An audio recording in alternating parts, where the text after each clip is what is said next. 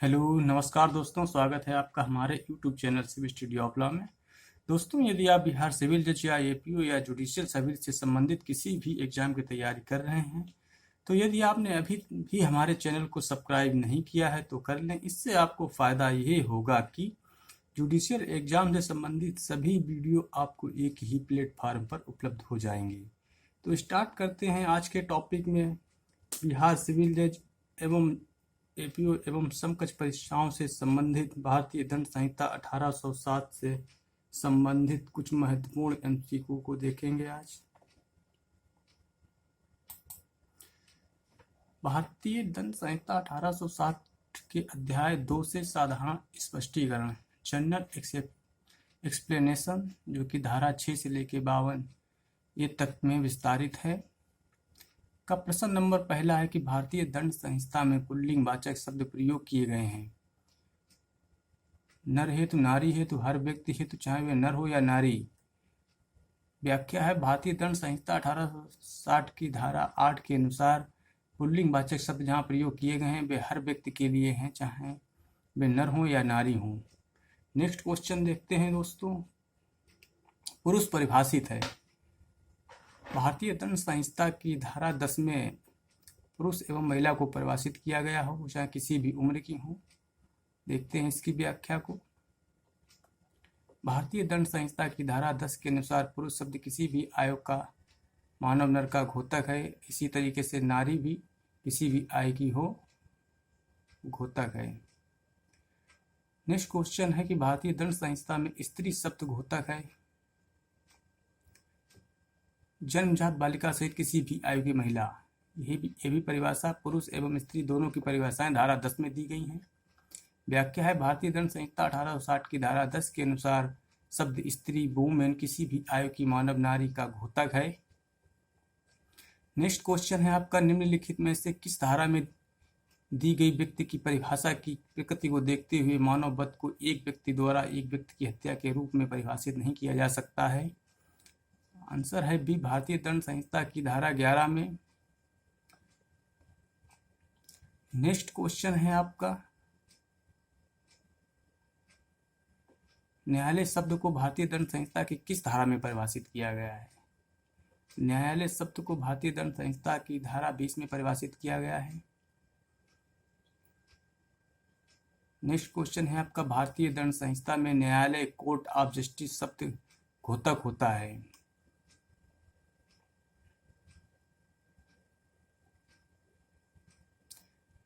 ऐसे न्यायाधीश का जिससे केवल न्यायिकता कार्य करने हेतु विधि द्वारा अधिकृत किया गया हो। व्याख्या है इसकी, भारतीय दंड संहिता की धारा 20 के अनुसार न्यायालय शब्द उस न्यायाधीश का जिसे अकेले ही को न्यायिकता कार्य करने के लिए विधि द्वारा सशक्त किया गया हो, या उससे या न्यायाधीश निकाय का जिसे एक निकाय के रूप में न्यायिकता कार्य करने के लिए विधि द्वारा सशक्त किया गया हो, जबकि ऐसा न्यायाधीश निकाय न्यायिकता कार्य कर रहा हो, का घोतक है।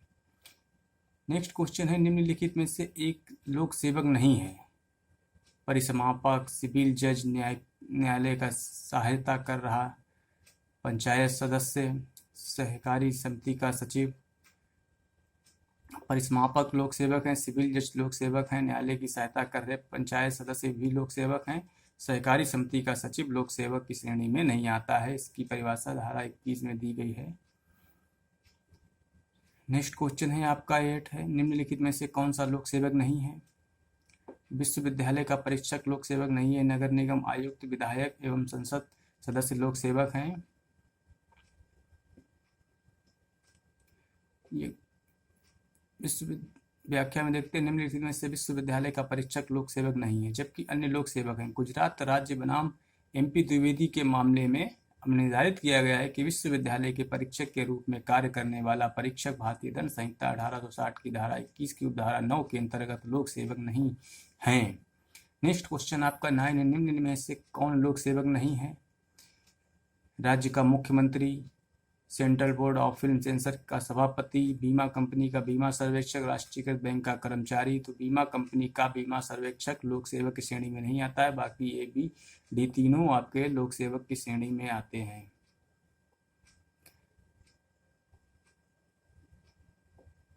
नेक्स्ट क्वेश्चन है आपका 10, निम्नलिखित कथनों में से कौन सा एक कथन गलत है? एक नगर पालिका का कर्मचारी लोक सेवक नहीं है। लोक सेवक है, नगर पालिका कर्मचारी लोक सेवक है, इसमें कहा है कि नहीं है, तो ये क्वेश्चन गलत है। एडवोकेट लोक सेवक नहीं है, सही है। किसी विवाद को निपटाने के लिए न्यायालय द्वारा नियुक्त पंच लोक सेवक हैं, सही है। दंडाधिकारी लोक सेवक हैं ही। नेक्स्ट क्वेश्चन देखते हैं 11, भारतीय दंड संहिता 1860 की धारा 21 के अनुसार निम्न में से कौन लोक सेवक नहीं है? पद स्थान पर नियुक्त सहकारी कर्मचारी लोक सेवक नहीं है। बाकी मुख्यमंत्री, प्रधानमंत्री, न्यायाधीश व मजिस्ट्रेट, राजकीय महाविद्यालय के प्राचार्य, ABD में आपके सभी लोक सेवक की श्रेणी में आएंगे।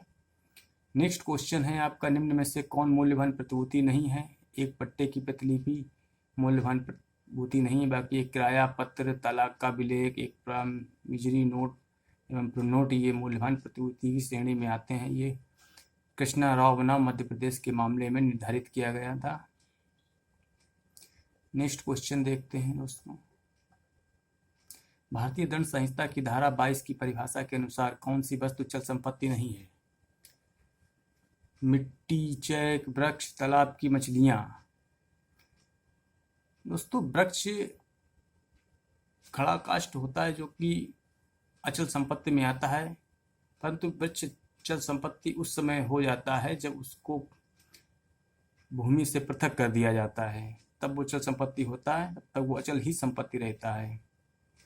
इसको जब भारतीय दंड संहिता 378 की धारा चोरी के बारे में पढ़ेंगे तो वहां पे समझेंगे कि वृक्ष कब चल संपत्ति बन जाता है। ऐसे ही अभी अचल संपत्ति है। धारा 22 की परिभाषा में इसको अचल संपत्ति ही माना गया है। नेक्स्ट क्वेश्चन आपका 14 है, भारतीय दंड संहिता 1860 में सदोष लाभ एवं सदोष हानि को परिभाषित किया गया है। बी, धारा 23 में।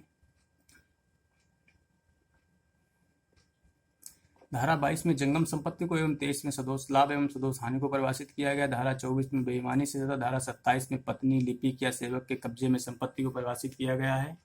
नेक्स्ट क्वेश्चन आपका 15 है, भारतीय दंड संहिता की धारा 24 में शब्द बेईमानी से परिभाषित है। एक व्यक्ति को सदोष अभिलाप कारित करे, अन्य व्यक्ति को सदोष हानि कारित करे, एक व्यक्ति को सदोष अभिलाप कारित करे, अन्य व्यक्ति को सदोष हानि कारित करें। 24 में बेईमानी शब्द से यही परिभाषा है कि एक व्यक्ति को सदोष अभिलाप कारित करें या अन्य व्यक्तियों को सदोष हानि कारित करें, ये बेईमानी के अंतर्गत आते हैं। नेक्स्ट क्वेश्चन देखते हैं 16 है, कपटपूर्ण को भारतीय दंड संहिता की किस धारा में आश्रय से कपट करना लेकिन अन्यथा नहीं के रूप में परिभाषित किया गया है? धारा 25। व्याख्या देखते हैं कि भारतीय दंड संहिता की धारा 25 के अनुसार कोई व्यक्ति किसी बात को कपट पूर्वक करता है, यह कहा जाता है यदि वे इस बात को स्पष्ट करने के आशय से करते हैं, अन्यथा नहीं। नेक्स्ट क्वेश्चन आपका 17 कि भारतीय उच्चतम न्यायालय के द्वारा बेईमानी से एवं कपट पूर्वक के बीच एक स्पष्ट अंतर का संप्रेक्षण किया गया है। ये बिमला देवी बनाम दिल्ली प्रशासन के बाद में संप्रेक्षण किया गया था कपट पूर्व एवं बेईमानी के बीच का। नेक्स्ट क्वेश्चन आपका 18 है कि किस स्थिति में कोई संपत्ति किसी व्यक्ति के कब्जे में मानी जाती है? ये पत्नी हो गई, लिपिक हो गई, संपत्ति, सेवक। तो किसी संपत्ति को व्यक्ति के कब्जे में माना जाता है। धारा 27 में पत्नी, लिपिक, सेवक के कब्जे में संपत्ति को किसी व्यक्ति के कब्जे में माना जाता है। नेक्स्ट क्वेश्चन आपका 19 है कि भारतीय दंड संहिता था 1860 की निम्न धाराओं में से कार्य शब्द को परिभाषित किया गया है। धारा 33 में कार्य एवं लोप को परिभाषित किया गया है। नेक्स्ट क्वेश्चन आपका 20 है, निम्नलिखित में से कौन सा युग्म सही सुमेलित है? तो ये कूटकर्ण धारा 28 में, मूल्यवान प्रतिभूति धारा 30 में दी गई है, ये 29 दिखा दस्तावेज धारा 29 में दिए गए हैं और लोक धारा 33 में दिया गया है। तो यहाँ पे आपका आंसर सुमेलित नहीं, सुमेलित सही है वो है आपका कूटगणना। बाकी ये मूल्यवान प्रतिभूति 30, इसका 30 होगा, दस्तावेज का 29 होगा और लोक का 33 होगा। देखते हैं नेक्स्ट क्वेश्चन इसकी व्याख्या दे लेते हैं। भारतीय दंड संहिता की धारा 28 में कूटकरण एवं धारा 29 में दस्तावेज, धारा 30 में मूल्यवान प्रतिभूति तथा धारा 31 बिल से संबंधित है, जबकि कार्य या लोभ धारा 33 में उल्लेखित है, अतः विकल्प ए सही सुमेलित है। नेक्स्ट क्वेश्चन आपका 21 है कि भारतीय दंड संहिता में प्रयुक्त वाक्यांश सभी के सामान्य आशय के अग्रसरण में 1870 के संशोधन अधिनियम द्वारा जोड़ा गया। नेक्स्ट क्वेश्चन आपका 22 है, निम्नलिखित में से कौन भारतीय दंड संहिता की धारा 34 के अंतर्गत पदावली सामान्य आशय का अर्थ नहीं है? तो ये आपका आंसर भी है, परिणाम के किसी पूर्वानुमान के बिना एक आपराधिक कृत्य करने की इच्छा सामान्य आशय का अर्थ नहीं है। बाकी ये आपका ए सी डी में सामान्य आशय को दर्शित किया गया है। नेक्स्ट क्वेश्चन आपका 23 है, भारतीय दंड संहिता में कौन सा प्रावधान संयुक्त दायित्व से संबंधित है? संयुक्त दायित्व से प्रावधान आपका जो संबंधित है वो धारा 34 में भी दिया गया, 35 में भी दिया गया और 149 में भी दिया गया है। सामान्य उद्देश्य को अक्सर करने में किए गए कार्य, तो फिर तो सभी धाराएं हो जाएंगी इसमें। देखते हैं व्याख्या। भारतीय दंड संहिता 1860 की धारा 34, 35 एवं 37, 38 एवं 149 में संयुक्त दायित्व के सिद्धांत से संबंधित हैं। नेक्स्ट क्वेश्चन आपका 24 है, निम्न में से कौन सा बात भारतीय दंड संहिता के अधीन संयुक्त दायित्व से संबंधित है? तो ये आपका महबूब एम्परर बनाम का बाद संयुक्त दायित्व से संबंधित है। नेक्स्ट को सामान्य आशय के आधार पर संयुक्त दायित्व के सिद्धांत के लागू होने के लिए आपराधिक कार्य किया जाना चाहिए। कम से कम 2 व्यक्तियों के द्वारा किया जाना चाहिए, 1 से अधिक व्यक्तियों के द्वारा किया जाना चाहिए। आंसर आपका ये हुआ 1 से अधिक व्यक्ति हों, कम से कम 2 व्यक्ति तो होने ही चाहिए। कम से कम 5 हों ये गलत है, केवल 2 हों, 2 से अधिक भी हो सकते हैं, ये भी गलत हुआ। किसी भी विरुद्ध जमाव के सदस्यों के द्वारा विधि विरुद्ध जमाव कम से कम 5 लोगों का होना चाहिए, ये भी गलत है, तो आपका आंसर इसमें ये सही है। नेक्स्ट क्वेश्चन देखते हैं। सामान्य आशय का अर्थ है सभी द्वारा आशय में भागीदारी, आंसर सी है।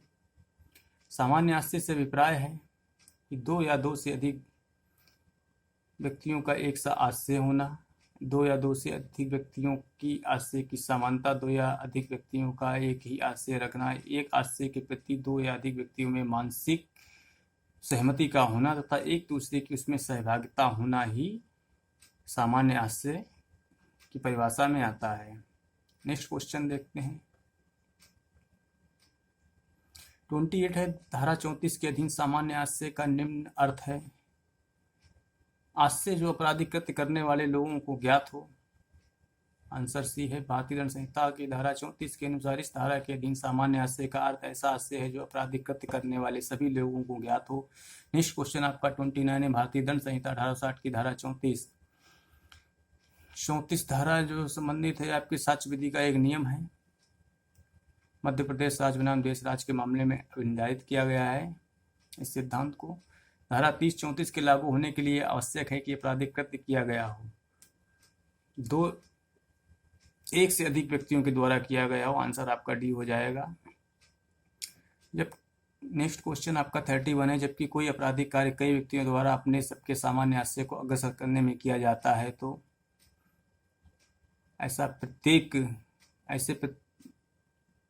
प्रत्येक व्यक्ति उस कार्य के लिए उत्तरदायी है। ऐसे व्यक्तियों में से प्रत्येक व्यक्ति उस कार्य के लिए उस प्रकार उत्तरदायी दायित्व के अधीन है कि मानो यह कार्य अकेले उसी ने ही किया हो। नेक्स्ट क्वेश्चन आपका 32 है, जब कोई आपराधिक कार्य कई व्यक्तियों के द्वारा अपने सबके सामान्य आशय को अग्रसर करने में किया जाता है तब ऐसे व्यक्तियों में से प्रत्येक व्यक्ति दायित्व के अधीन है मानो कार्य उसमें से प्रत्येक ने अकेले ही किया हो। नेक्स्ट क्वेश्चन देखते हैं। जब कई व्यक्तियों के द्वारा आपराधिक कृत्य किया जाता है तब केवल मुख्य अपराधी ही कृत्य के लिए उत्तरदायी होता है, केवल सक्रियकर्ता ही कृत्य के लिए उत्तरदायी होता है। प्रत्येक व्यक्ति आपराधिक कृत्य के लिए वैसे ही उत्तरदायी होगा जैसे उसने स्वयं अपराध किया हो, आंसर सी है इसका। नेक्स्ट क्वेश्चन है, निम्नलिखित में से किस बात को सिंधु नदी के नाम से जाना जाता है? तो महबूब शाह का आवाज सिंधु नदी के बाद से जाना जाता है। इसमें व्यक्ति नरकुल काटने गए थे नदी के पार, तो उसने वहां पे नरकुल काटने से मना किया, उसके विवाद में ये बात उत्पन्न हुआ था, तो इसे महबूब शाह बनाम एम्परर एवं सिंधु नदी के नाम के बाद से भी जाना जाता है तथा नरकुल बात के नाम से भी इसको जाना जाता है।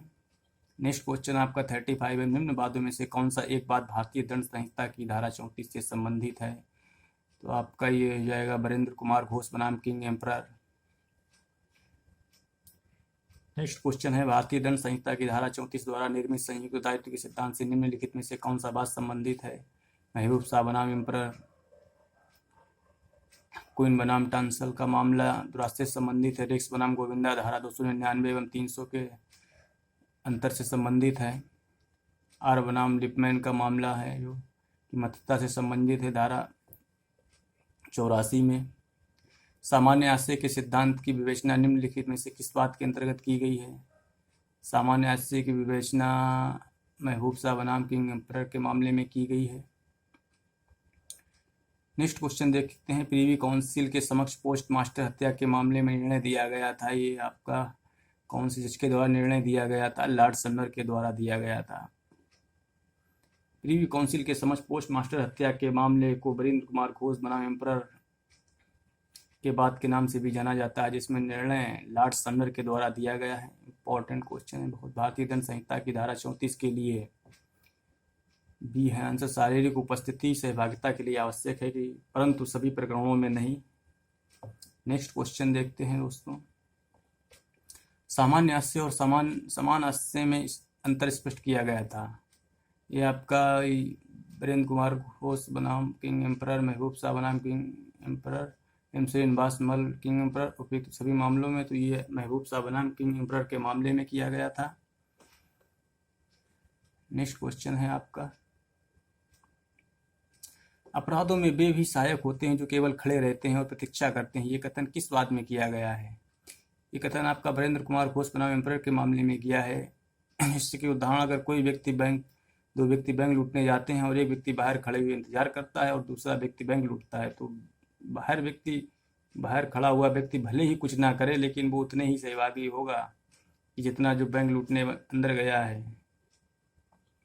नेक्स्ट क्वेश्चन देखते हैं कि निम्नलिखित में से किस बात में भारत के सर्वोच्च न्यायालय ने निर्णय दिया है कि भारतीय दंड संहिता की धारा 34 लागू करने के लिए शामिल सभी व्यक्तियों द्वारा अपने सामान्य आश्रय को अग्रसर करने में कार्य किया गया हो, परंतु सभी परिस्थितियों में सभी की शारीरिक उपस्थिति द्वारा भाग लेना अनिवार्य नहीं है। तो ये आपका किया गया था जे.एन. देसाई बनाम बम्बई राज्य के मामले में।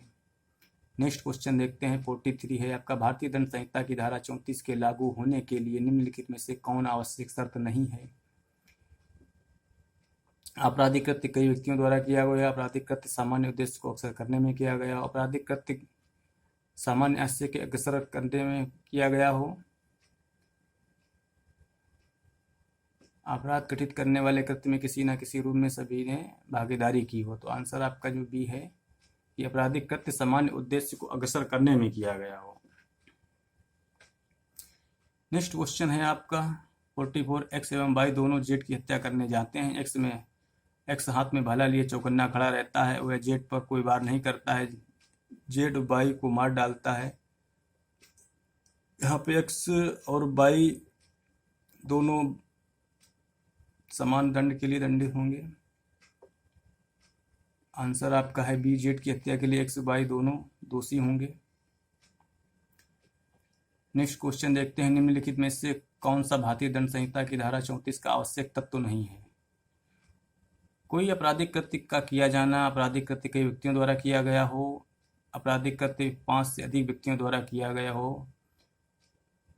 आपराधिक भारतीय धारा 34 के लिए आवश्यक है कि 1 से अधिक व्यक्ति हों, ये जरूरी नहीं कि 5 लोगों से अधिक किया गया, तो ये आपका आंसर सी वाला गलत हो जाएगा, ये नहीं होगा, तो आंसर आपका सी है। नेक्स्ट क्वेश्चन देखते हैं,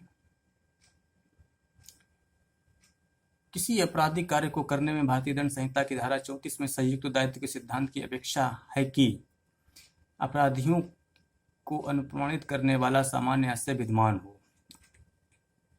व्याख्या इसकी देखते हैं, भारतीय दंड संहिता 1860 की धारा 34 में संयुक्त दायित्व के सिद्धांत की अपेक्षा ये है कि अपराधियों को अनुप्रमाणित करने वाला सामान्य आश्रय विद्यमान हो। नेक्स्ट क्वेश्चन आपका 47 है, भारतीय दंड संहिता 1860 की धारा 34 को लागू करने में निम्न में से क्या आवश्यक तत्व नहीं है?